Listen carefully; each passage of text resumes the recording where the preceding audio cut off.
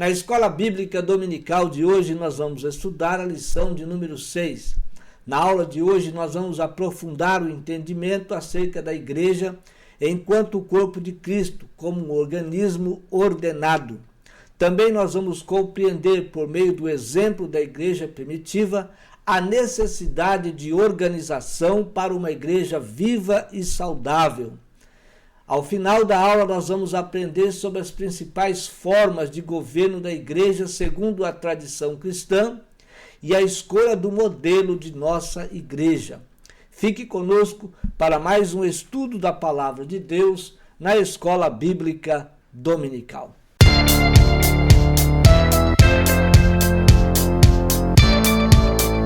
Que a graça e a paz de nosso Senhor e Salvador Jesus Cristo seja sobre a sua vida. É com muito prazer, com muita alegria e satisfação que mais uma vez nós aqui estamos para juntos estudarmos a Palavra de Deus na Escola Bíblica Dominical. Estamos a estudar o primeiro trimestre do ano de 2024, o corpo de Cristo, origem, natureza e vocação da igreja no mundo. Quero pedir para você se subscrever no nosso canal. Visite também o nosso site www.moldado.com. Não se esqueça de colocar à frente estudos e mensagens. Esse é o endereço do site. No site você pode fazer o download gratuitamente dos slides que aparece na vossa tela, para você dar a sua aula na Escola Bíblica Dominical ou estudar conosco a Palavra de Deus. Hoje nós vamos estudar a lição de número 6, Igreja, Organismo e Organização. O textual da nossa lição está em Atos capítulo 6, e o versículo de número 3, escolhei, pois, irmãos dentre vós, 7 varões de boa reputação, cheios do Espírito Santo e de sabedoria, aos quais constituamos sobre este importante negócio. Nós vemos aqui a igreja primitiva se organizando para poder então continuar levando avante a mensagem do Senhor Jesus. Portanto, a igreja, como diz a verdade prática, é um organismo vivo. Contudo, como toda estrutura viva, precisa ser organizada. Então, a igreja é um organismo vivo e assim como todas as estruturas que se movimentam, que são vivas, a igreja também precisa de organização. A leitura bíblica em classe está em Atos capítulo 6, versículos de 1 a 7, quando nós vemos aqui a igreja se organizando para levar a palavra de Deus ao mundo. O corpo de Cristo, a igreja.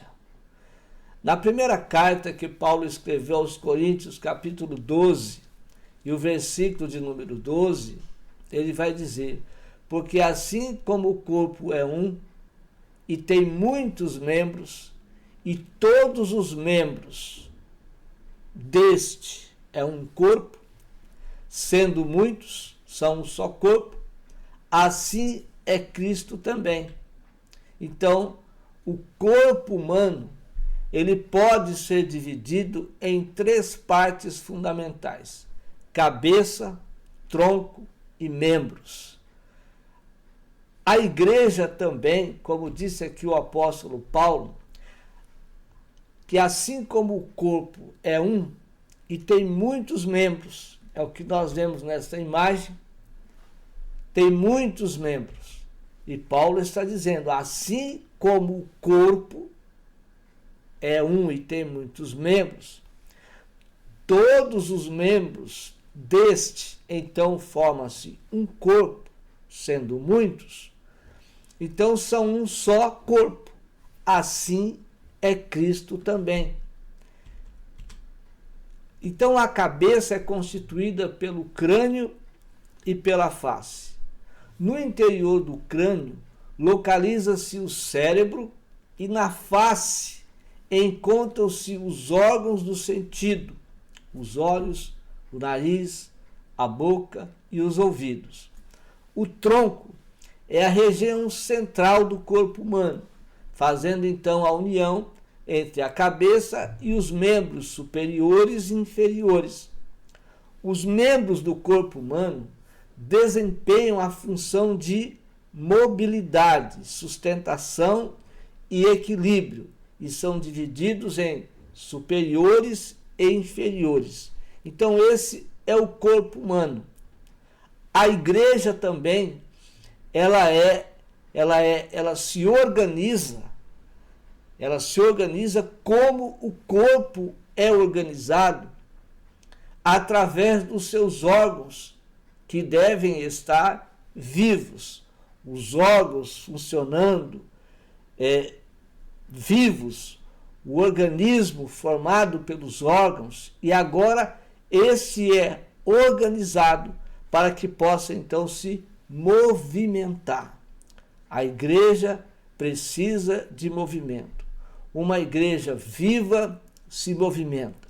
Uma igreja viva está sempre em atividade, porque ela está viva.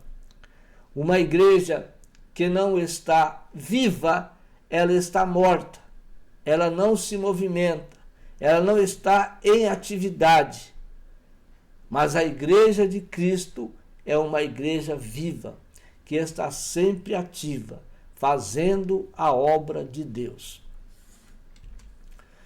O primeiro tópico da nossa lição fala da estrutura da igreja cristã. Como é a estrutura da igreja cristã? O primeiro item fala a igreja como um organismo. Então, a estrutura da igreja cristã, ela é formada como é formado o organismo do corpo humano. O organismo do corpo humano, ele se movimenta, ele está em atividade quando os seus órgãos estão vivos. A igreja também. A igreja cristã, ela se movimenta, ela está em atividade quando os seus membros, eles estão vivos, eles estão se movimentando, fazendo a obra de Deus. Assim é a igreja cristã. Agora, um organismo é visto como um conjunto de órgãos que constitui um ser vivo. Nesse aspecto, um corpo com as diferentes funções de seus órgãos e membros é entendido como estrutura física de um organismo vivo. Então, um corpo com as suas diferentes funções de seus órgãos e membros é entendido como a estrutura física. Metaforicamente, a igreja também é definida como o corpo de Cristo, um organismo vivo cuja cabeça é Cristo. Então a igreja tem o seu organismo vivo e a cabeça desse corpo da igreja é Cristo, para que a igreja se movimente em Cristo, para que a igreja esteja ativa, fazendo a obra de Cristo. Se a cabeça não for Cristo, então a igreja não vai ser uma igreja cristã, porque os seus movimentos, as suas atividades não vão ser em Cristo Jesus. A igreja precisa ser um organismo vivo, se movimentar como um corpo vivo, tendo a cabeça desse corpo Cristo, para que possa manter uma vida de atividade cristã, fazendo a obra de Deus. O segundo item da nossa lição, a igreja como uma organização. A forma de organização da igreja primitiva era simples, todavia ela existia. Por que que ela existia? Porque era viva. A igreja seguia a liderança centralizada dos apóstolos, conforme aqui nós temos Atos, capítulo 16 e o versículo de número 4, nós podemos aqui ler esse versículo 16 e o versículo de número 4, que diz a palavra de Deus. E quando iam passando pelas cidades, lhes entregavam para serem observados os decretos que haviam sido estabelecidos por quem? Pelos apóstolos e anciãos em Jerusalém. Então, veja que o centro, a centralidade aí era dos apóstolos.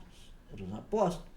Então, a igreja seguia a liderança centralizada dos apóstolos. Os apóstolos doutrinavam a igreja. Os apóstolos ensinavam a igreja. Não tinha um Novo Testamento para ensinar. A Bíblia não era ainda formada como nós temos hoje, como Antigo e Novo Testamento. E o que os apóstolos ensinavam? Eles ensinavam o que eles aprenderam de Cristo.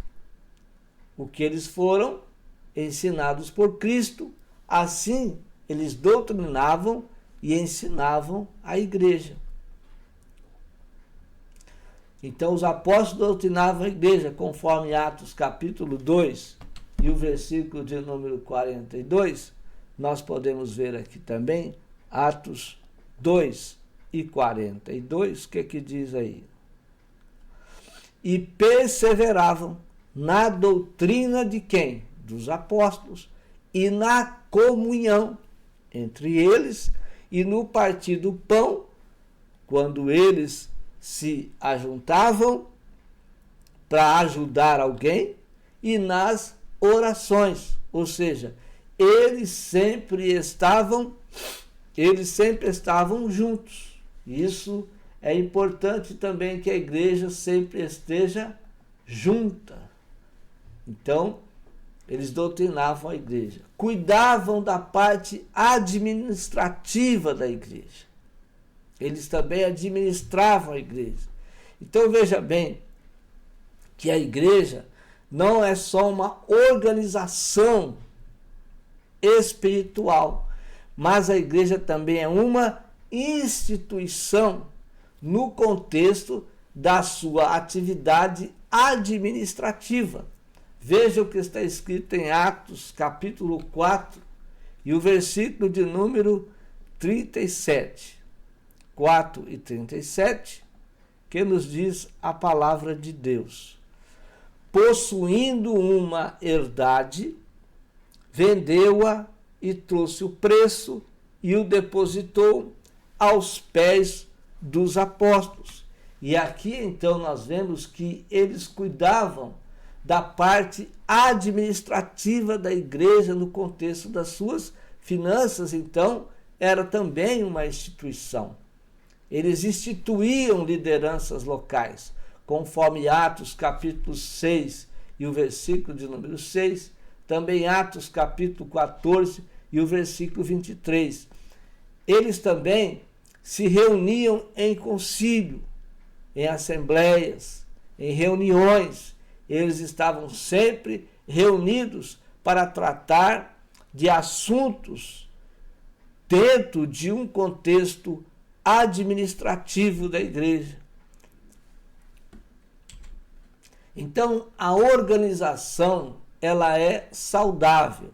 Agora, o institucionalismo, não. Porque institucionalismo é um termo pejorativo, ou seja, esse termo ele humilha as instituições. o termo institucionalismo, então, ele não é saudável, porque é um termo pejorativo que rebaixa uma instituição.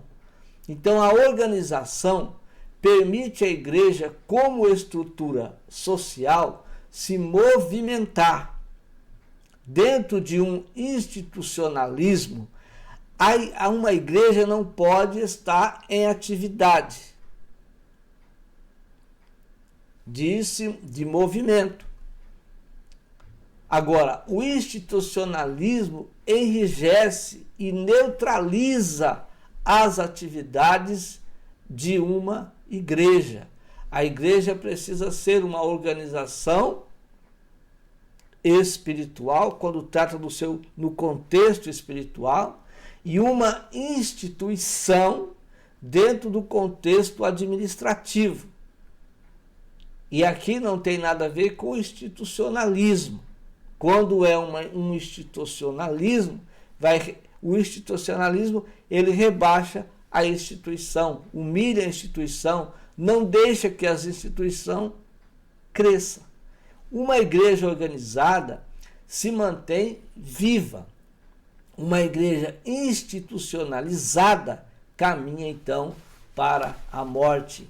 A igreja precisa ser organizada no seu contexto espiritual, precisa ser uma igreja institucionalizada, mas quanto à sua administração, tanto na secretaria, na tesouraria, quanto às finanças, enfim, no meio social, a igreja precisa se institucionalizar, mas não ser um institucionalismo.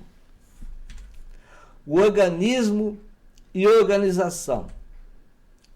Vimos que a igreja, como o corpo de Cristo, ela é um organismo vivo e uma organização. Ela existe como organismo e ela existe como organização. Nesse aspecto, podemos dizer que não há organismo sem uma organização. Todo organismo precisa de organização, mesmo as estruturas mais simples. Se é um organismo, esse organismo ele está vivo. E um organismo vivo, sem organização, ele não vai funcionar. Alguns acreditam que a igreja existe só na forma de organismo e rejeitam toda forma de organização para ela. Por quê? Porque para muita gente não deve haver uma liderança, não deve haver uma estrutura de uma igreja. De acordo com a Bíblia, encontramos que a igreja como forma de organismo e de organização. Mas para muita gente não é preciso, eles não querem liderança, não querem uma estrutura institucionalizada no termo administrativo, não querem organizar essa igreja tanto espiritual como administrativa, e ela acaba não funcionando, não tendo sucesso nas suas atividades, tanto administrativa quanto espiritual. O segundo tópico da nossa lição, igreja, um organismo vivo e organizado. E vamos ver no seu aspecto local, que vale também para um aspecto geral. Organização é diferente de instituição, que é diferente de institucionalismo. Então, uma organização, ela vai ser espiritual. No contexto espiritual é uma coisa. A instituição, ela acontece no seu contexto administrativo, mas ela existe dentro de uma organização. A igreja primitiva nos exemplifica como a ordem é importante para uma comunidade de fé sadia e eficaz. Quando nós começamos a ler o livro de Atos, e nós vemos ali os apóstolos, organizando uma igreja viva, nós vamos ver também uma organização no seu contexto administrativo. E também nós vamos ver uma organização no seu contexto espiritual. Atos 6, 1 a 6, nós vemos a igreja no seu contexto administrativo, que é aí ela vai ser uma instituição, porque a instituição vai exigir regras, vai exigir normas, não é de qualquer jeito, é preciso de ordem no seu contexto administrativo. Acontecia isso na igreja primitiva. E nós vamos ver também, quando lemos Atos, a igreja também se organizando espiritualmente.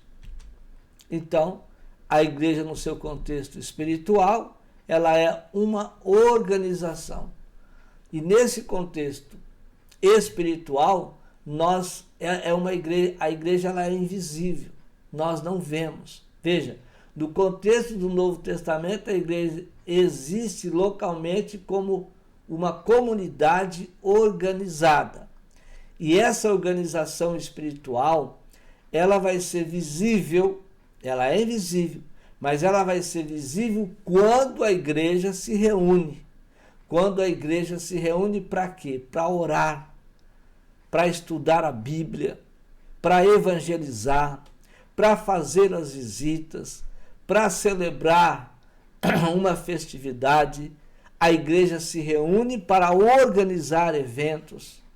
E quando a igreja se reúne para organizar eventos, isso acontece tanto na sua forma administrativa quanto na sua forma espiritual. Então, em Atos 6 e 3, nós vemos a instituição do diaconato. Em Atos 14 e 23, nós vemos a eleição de lideranças. Em Atos 13 e 13, nós vemos a igreja enviando missionários. Então, esses fatos mostram um organismo vivo, agindo de forma organizada, tanto espiritual como administrativa, que é o que acontece também hoje em todas as igrejas. Ninguém vai enviando missionário de qualquer jeito, é preciso de uma administração. Esse missionário vai ser enviado, mas esse missionário tem uma família, esse missionário precisa morar numa casa, esse missionário precisa de comer, esse missionário precisa de se vestir. Então vai haver o quê? Uma instituição. E nós chamamos uma instituição, uma organização no contexto administrativo da igreja para enviar um missionário, para colocar alguém, um pastor, para pastorear uma igreja. Às vezes ele vai precisar de uma ajuda, uma remuneração às vezes, e a igreja precisa estar organizada nesse contexto administrativo. No seu aspecto litúrgico e ritual, então, na primeira carta que Paulo escreve aos Coríntios, capítulo 14, e o versículo de número 40, 14, versículo 40,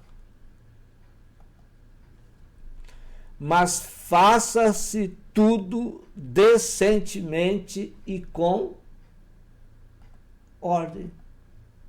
Então, decência e ordem no culto. Um culto precisa de ordem. Essa ordem começa com os membros, orientados pelo seu pastor, pelo líder daquela igreja. Ele vai orientar a igreja a cultuar a Deus.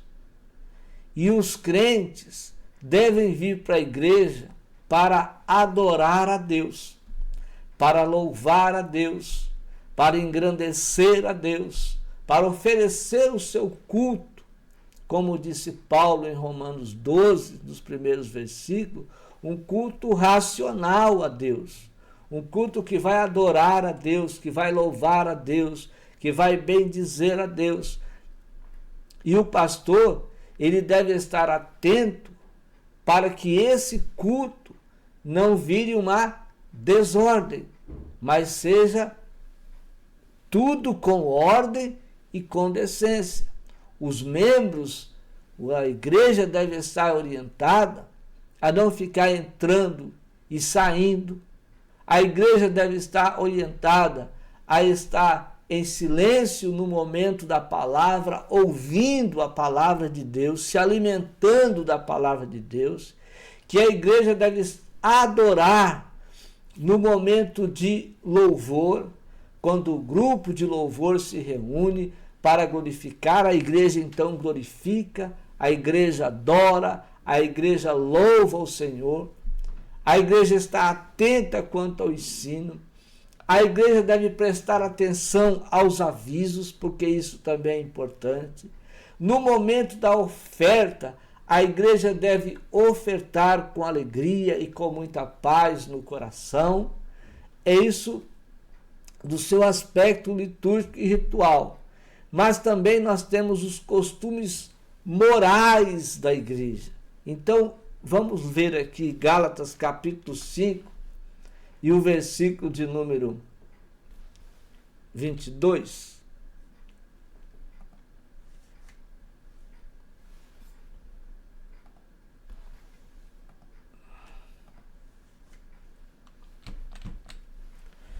Gálatas capítulo 5 e o versículo de número 22. O que nos diz a palavra de Deus? Mas o fruto do Espírito é. Então veja bem, os costumes morais da igreja. O fruto do Espírito é. Uma igreja viva, ela produz fruto, e o fruto é do Espírito. E a igreja produz isso quando ora, quando glorifica e quando exalta o nome do Senhor. Então, o fruto do Espírito a igreja deve produzir, deve gerar amor, deve ter gozo, deve ser uma igreja cheia de paz, longânima, benigna, cheia de bondade, cheia de fé, uma igreja cheia de mansidão e de temperança. Então, também 1 Coríntios capítulo 15, primeira carta que Paulo escreve aos Coríntios, capítulo 15, e o versículo de número 33. O que nos diz a palavra de Deus?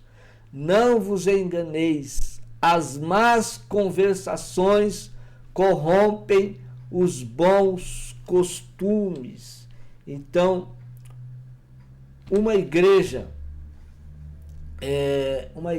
no seu aspecto litúrgico e ritual, ela preserva os bons costumes, que está relacionado aos frutos do Espírito. Então, uma igreja que cuida da sua vida moral, ela conhece, ela conhece e gera frutos do Espírito. Ela está preservando os bons costumes. É uma igreja que cuida no seu aspecto litúrgico e também ritual. Porque nós vemos as duas ordenanças de Jesus Cristo, quando Jesus, ele ordena o batismo e a ceia do Senhor. São ordenanças. A igreja deve estar sempre atenta quanto a isso. Sempre celebrar o batismo e celebrar a Santa Ceia do Senhor. Porque são ordenanças de Jesus Cristo. Batizar e participar da ceia. Jesus, agora veja bem, Jesus deu ceia somente aos seus discípulos. Jesus não deu ceia para a multidão que o seguia. A multidão seguia Jesus. Jesus curava, Jesus ensinava, Jesus expulsava demônios, Jesus orientava, aconselhava, fazia milagres, mas quando se reuniu para participar da Páscoa, e aí ele institui a ceia do Senhor, quem estava presente? Somente os discípulos. O governo da igreja nas diferentes tradições cristãs. Esse assunto é importante. Então nós temos aqui a episcopal. Então essa palavra traduz o grego episcopos e aparece algumas vezes no Novo Testamento. Podemos ler aqui Atos capítulo 20 e o versículo de número 28. Atos capítulo 20 e o versículo de número 28, o que nos diz? Olhai, pois, por vós e por todo o rebanho sobre que o Espírito Santo vos constituiu bispos, para apacentardes a igreja de Deus, que ele resgatou com o seu próprio sangue. Então, a episcopal, você pode ler na sua Bíblia em casa, 1 Timóteo 3,2, também Tito 1,7. Então, esse modelo, ele é seguido pelo catolicismo, por algumas denominações protestantes e pentecostais. Como se desenvolve até hoje o sistema de governo episcopal? Então, no contexto atual, o episcopalismo defende que Cristo confiou o governo da igreja uma categoria de oficiais denominados de bispos ou supervisores. Então, esse sistema de governo, com o tempo, passou a defender a primazia de um bispo sobre outro bispo e terminou culminando no papado romano. Presbiteral. O ofício de presbíteros, no grego presbíteros com o Y, é encontrado no Novo Testamento, conforme Atos 11 e 30.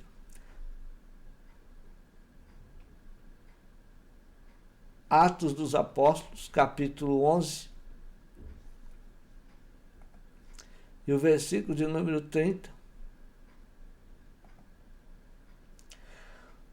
O que eles com efeito fizeram, enviando aos anciãos por mão de Barnabé e de Saulo. Então, esse sistema ele é seguido pelas igrejas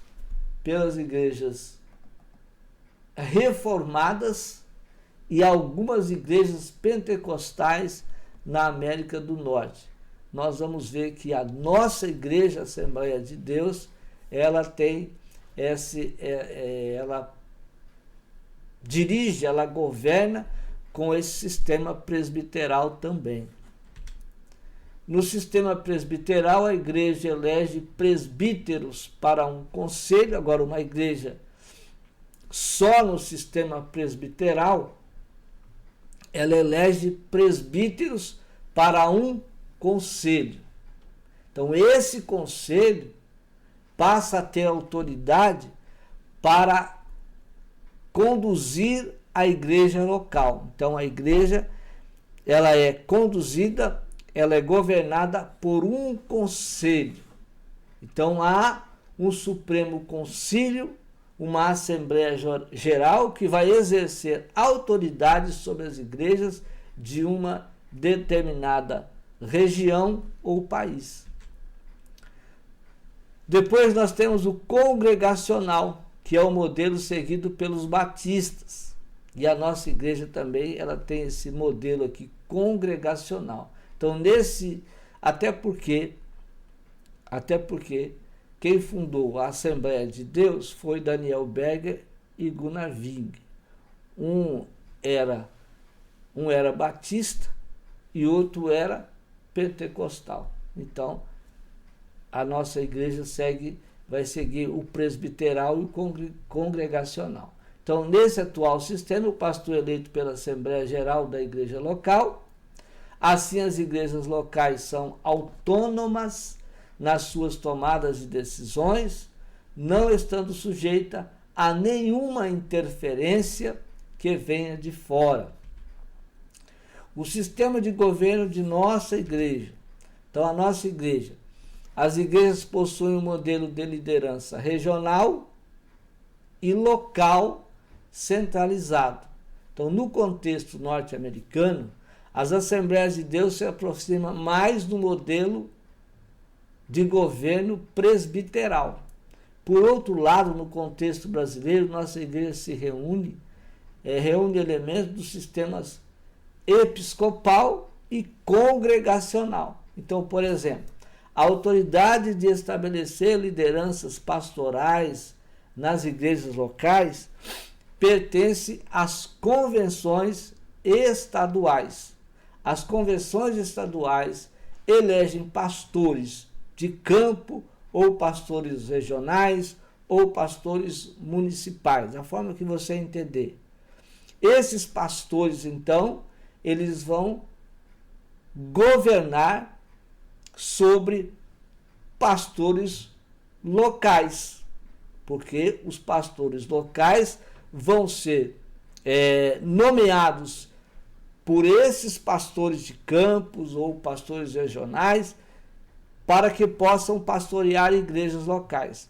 Agora, esses pastores de campo, ou pastores regionais, ou pastores municipais, eles estão sob a autoridade de uma convenção estadual que tem um presidente, de uma convenção estadual.